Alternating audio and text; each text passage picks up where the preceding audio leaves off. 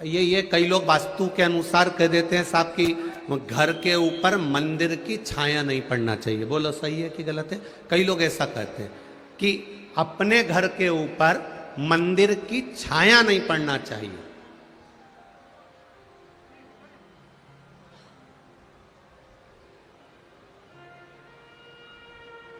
पर किसी वास्तुशास्त्री से एक बात जरूर पूछना, आप कह रहे हो कि घर के ऊपर किसी मंदिर की छाया नहीं पड़ना चाहिए, पर वास्तुशास्त्र में एक बात बहुत अच्छी लिखी है, उस मंदिर के पास में अगर कोई जलाशय है, उस मंदिर के पास में कोई कुआं है, उस मंदिर के पास में कोई बावड़ी है, उस मंदिर के पास में कोई तालाब है, उस मंदिर के पास में कोई हापसी है, उस मंदिर के पास में कोई स्थान पानी का है, या उस मंदिर के पास में बेलपत्री, पीपल, आंवला, शमी, देव वृक्ष अगर कोई विराजमान है और उस मंदिर की भी छाया आपके घर पर पड़ रही है तो वो दोष नहीं देती, वो कल्याण कर देती है। यह हमारा शास्त्र कहता है।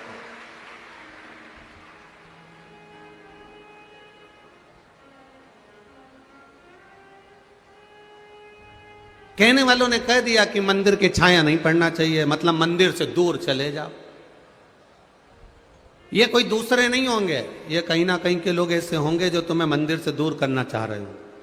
जैसे कई लोगों ने एक नया ट्रेक अपना के रखा है, अगरबत्ती में बांस होता है तो अगरबत्ती भगवान को नहीं लगाना चाहिए।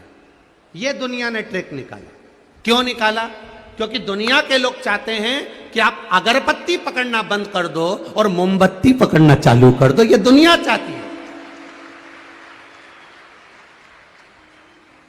आपके हाथ की अगरबत्ती को छुड़ाकर हमारे छोटे छोटे बच्चे, हमारे घर के जरा जरा से बच्चे, अगरबत्ती जब दादी लगाती है तो छोटे बच्चे उसकी तीली पकड़कर, उसकी सीख पकड़कर ऐसे ऐसे घुमाते हैं। बच्चों को संस्कार घर के बुजुर्ग देते हैं, घर के बच्चे को संस्कार घर के माता पिता देते हैं। ये वो लोग हैं जो आपके हाथ से अगरबत्ती को छुड़ाकर मोमबत्ती पकड़ाना चाहेंगे।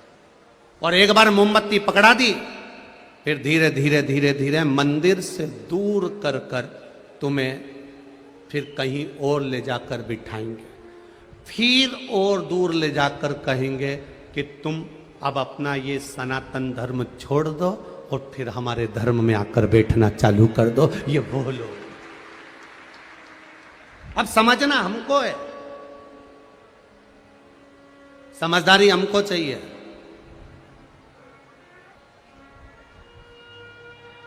जो ज्यादा अक्ल देना तुमको कि अगरबत्ती नहीं लगाना चाहिए, तो भगवान को 2 अगरबत्ती ज्यादा लगाओ और भगवान से कहो कि ये 2 अगरबत्ती ज्यादा हमने इसलिए लगाई है कि जो हमको अक्ल दे रहा है वो किसी और को अक्ल नहीं दे, इसलिए आप उसको थोड़ी सी अक्ल दे देंगे। 2 अगरबत्ती ज्यादा लगा दो उस परमात्मा के।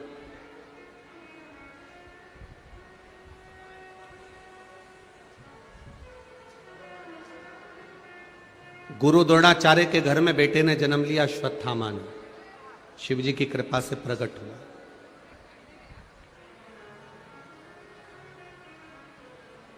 अश्वत्थामा के मित्रों ने आटे को पानी में घोलकर पिला दिया और कह दिया ये दूध है।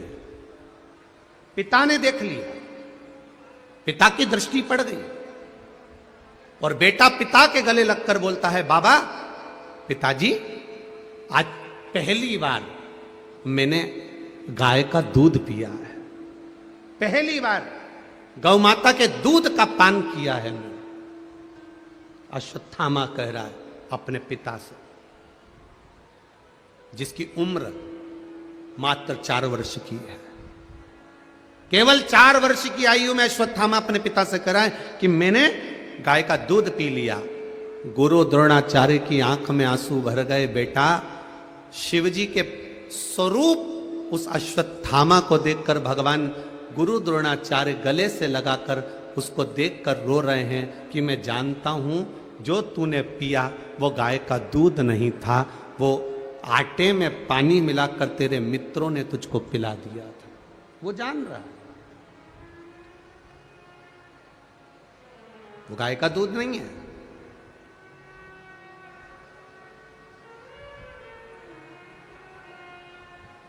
आज गुरु द्रोणाचार्य ने अश्वत्थामा को कंधे पर लिया और कंधे पर लेकर गुरु द्रोणाचार्य अपने बेटे को लेकर घर पहुंच गए। मां और पिता दोनों में एक अंतर होता है। मां बेटे को गोदी में लेती है और पिता बेटे को कंधे पर लेता है। मां बेटे को गोदी में इसलिए लेती है कि जितनी गोदी में मैंने बेटे को रख रखा है, जो मैं देख रही हूं वो मेरा बेटा भी देखे। और पिता अपने बच्चे को कंधे पर इसलिए लेता है कि जितना मैं देख रहा हूं उससे भी ज्यादा मेरा बेटा देखे। ये बाप होता है, ये पिता होता है।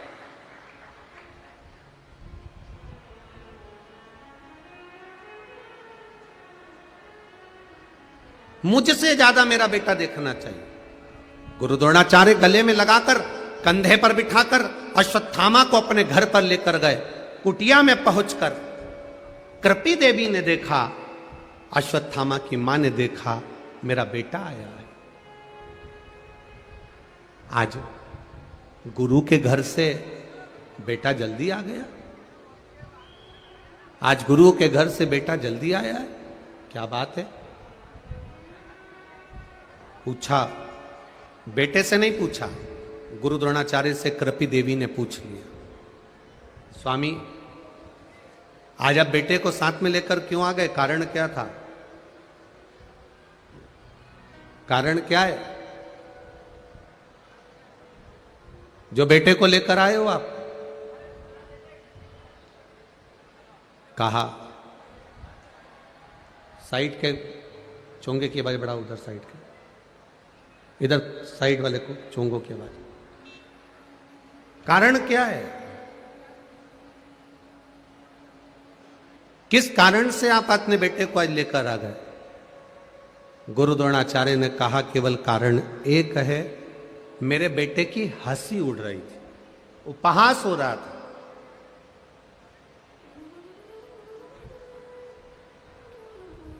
मेरे बेटे की हंसी उड़ रही है, उपहास हो रहा है, इसलिए मैं उसको लेकर आ गया। कृपी देवी ने कहा, ये तो जीवन का खेल है, कभी सुख मिल रहा है, कभी दुख मिल रहा है।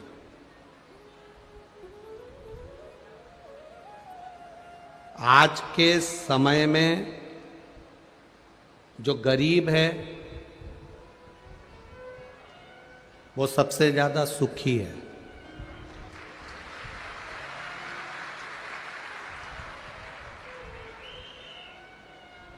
जो पैसे वाला है वो सबसे ज्यादा दुखी है। गरीब व्यक्ति कहीं पर भी बैठ जाए, शान सत्ता से अपने साथ में दरी लाया, कम्बल लाया, बिछाया, और गरीबड़ा कहीं पे भी बैठ के कथा सुन लिया, जा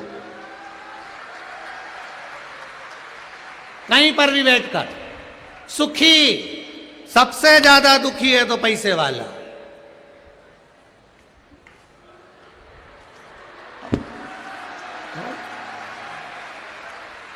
मैं यहां बैठूंगी? No no no.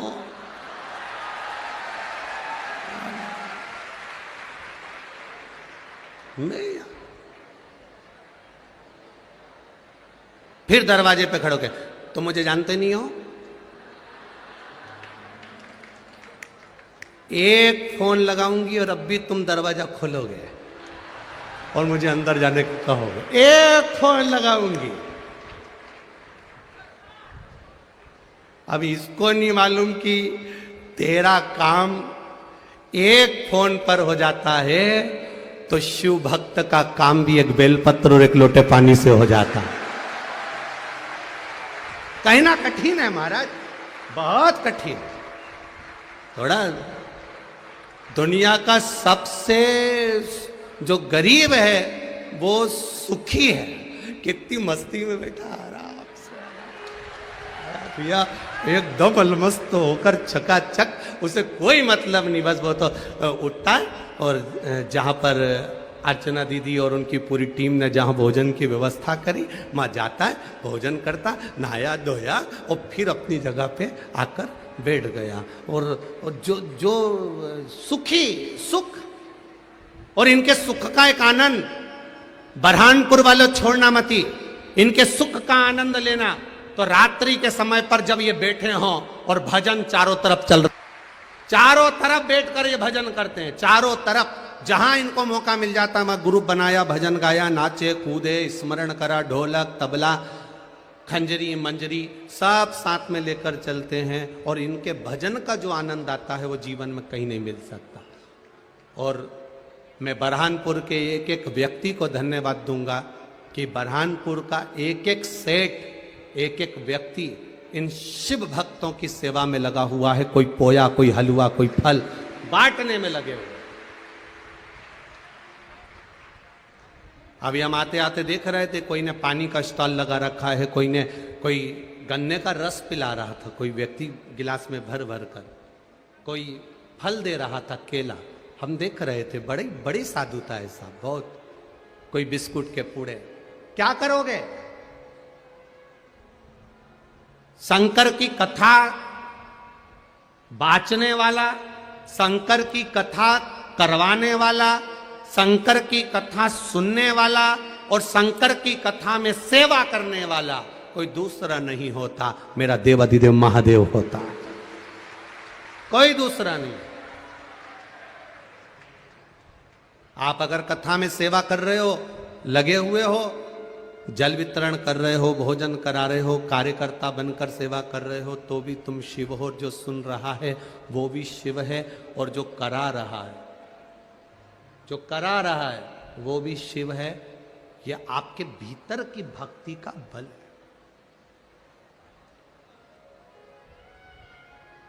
इस बेटे को कृपी ने कहा, इस बेटे को आप लेकर आ गए हो, पर जीवन का सुख दुख तो कैसा चलता है। जिस गुरु द्रोणाचार्य के घर में वैभव की कमी नहीं थी, जिस गुरु द्रोणाचार्य घर में धन की कमी नहीं थी, जिस गुरु द्रोणाचार्य के घर में सत्ता और वैभव की कमी नहीं थी, वो गुरु द्रोणाचार्य आज अपने बेटे को एक गाय का दूध भी नहीं पिला पा रहे हैं। ये जीवन का समय का खेल है, ये खेल।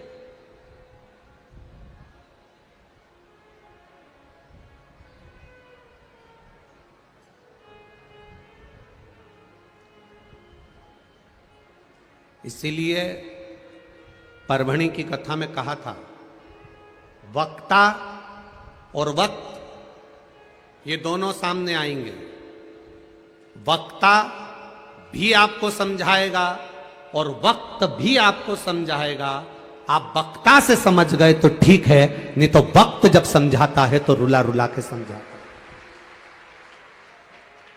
एक वक्ता भी समझाएगा और वक्त भी समझाएगा। वक्ता ऐसा समझाएगा कि ये जीवन की घड़ियां हैं, बचपन है, जवानी, अधेड़ी, बुढ़ापा।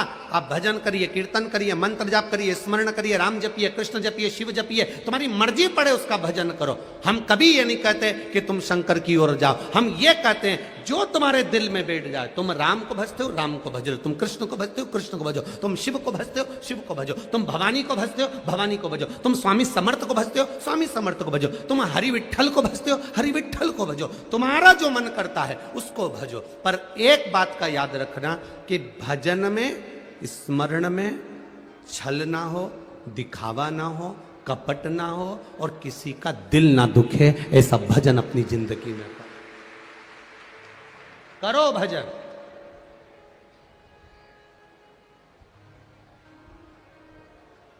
शिव के मंदिर जाने के लिए, शिवालय जाने के लिए तो हम कहते हैं, क्यों कहते हैं? क्योंकि जीते जी चले जाओगे तो अच्छा है, नहीं तो मरने के बाद तो शमशान जाना ही है। और शमशान भी कोई साधारण सी जगह तो है नहीं, जहां शिव स्वयं बैठा है, जहां मेरा देवाधिदेव महादेव स्वयं बैठा है, वो देवाधिदेव महादेव का पावन धाम शमशान। कोई साधारण भूमि नहीं है शमशान। अपनी चित्तवृत्ति को रमाइए। कहां लेकर जाओगे इस बच्चे को? क्या दोगे इस बच्चे को? जिसके घर में सत्ता की कमी नहीं थी, वैभव की कमी नहीं थी, धन की कमी नहीं थी, वो गुरु द्रोणाचार्य के घर में एक गाय नहीं है अपने बच्चे को दूध पिलाने के लिए, गाय का दूध पिलाने के लिए एक गाय नहीं। बेटे के मुख पर आटे में पानी मिला हुआ जो पिया था वो बेटे के मुख पर लगा था। मां अपने बेटे के मुख पर से वो दूध को हटाकर जब चखती है कि मेरा बेटा अश्वत्थामा क्या पीकर आया है, तब मां ने बेटे के मुख पर से वो आटे के पानी को हटाकर कृपी देवी ने जब चखा, गुरु द्रोणाचार्य की धर्म पत्नी ने जब चखा, तो कृपी की आंख में से आंसू बहने लगे। मां ने जैसे ही उसके होठों को हाथ लगाया, चखा, तो वो दूध नहीं था, आटा और पानी का घोल था जिसको अश्वत्थामा ने पिया था।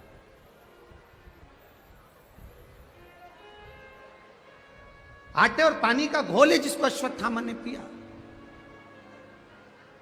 मां ने बेटे को गोदी में बिठाया, स्नेह करती हुई मां बोली, बेटा आपने कभी गाय के दूध का स्वाद नहीं लिया, इसलिए आपको मालूम नहीं है कि गौ माता का दूध का स्वाद क्या होता है। आपने अभी जो पिया है केवल वो आटे का पानी था जो तुम्हारे मित्रों ने तुम्हारी हंसी उड़ाने के लिए तुमको वो आटे का पानी दे दिया था। मां सबसे ज्यादा दूध गौ माता का किनको मिलता है? अश्वत्थामा ने अपनी मां से पूछा।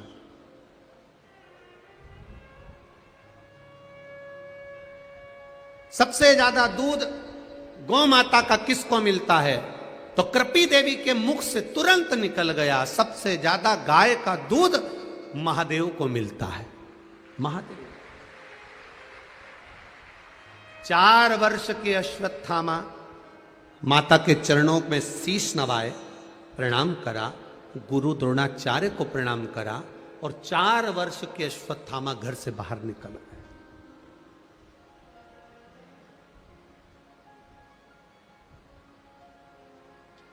ये जितने बच्चे यहाँ कथा सुन रहे हैं, उन बच्चों से निवेदन करूंगा और उनकी माताओं से निवेदन करूंगा कि अपने बच्चे को संस्कार देना सीखो, और बच्चों से निवेदन है सुनकर निभाना सीखो।